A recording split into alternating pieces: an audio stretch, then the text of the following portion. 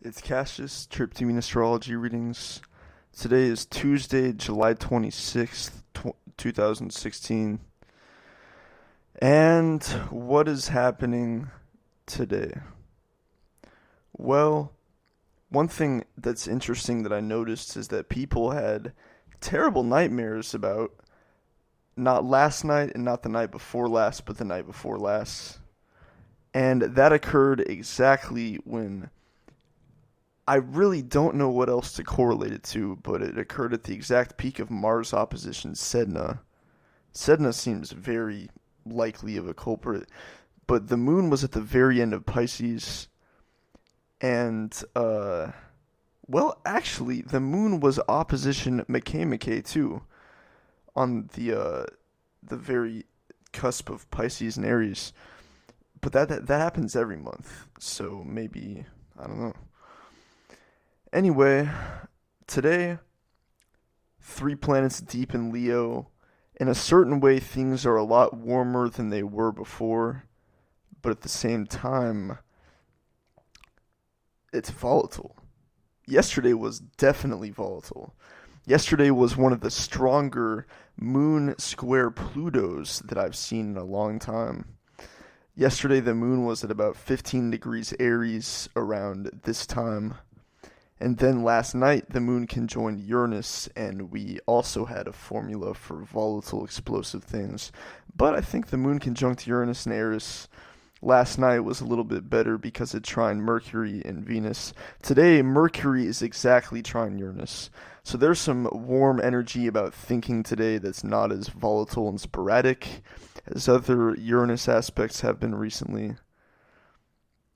Got Mercury and Venus both going to trine Uranus. And we better enjoy like the fiery, warm energy right now because soon enough Mercury will be in Virgo.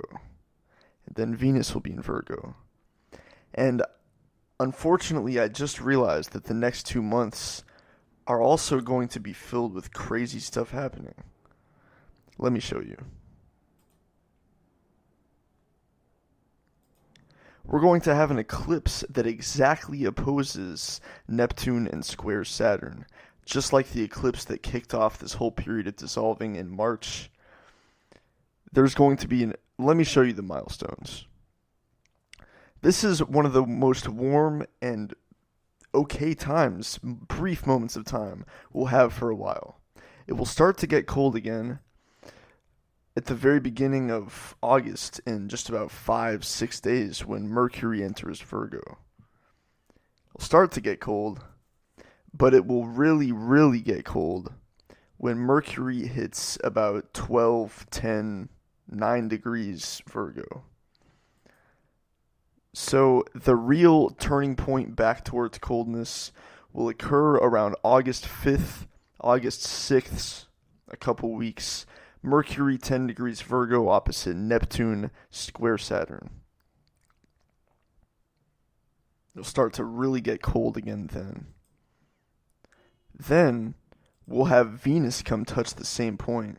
And the fact that the North Node, the South Node is conjunct Neptune and Saturn is square the nodes, I can't even begin to emphasize how much more intense it is that the nodes... North Node is on top of this Saturn-Neptune T-square. It's extremely important to understand that the nodes, they intensify the whole thing.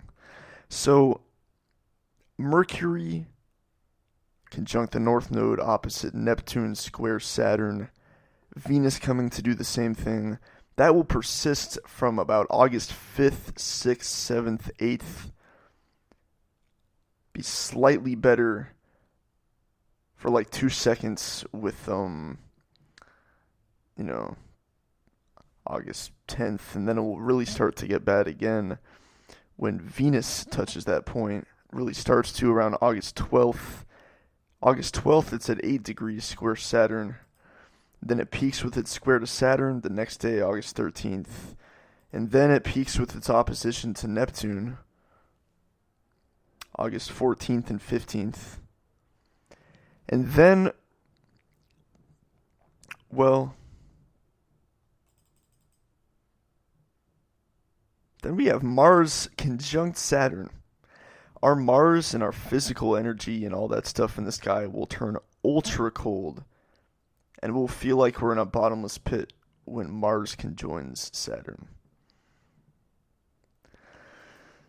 And then comes the eclipse. After the Mars conjunct Saturn and all this bottomless pit stuff, we will have an eclipse on September 1st.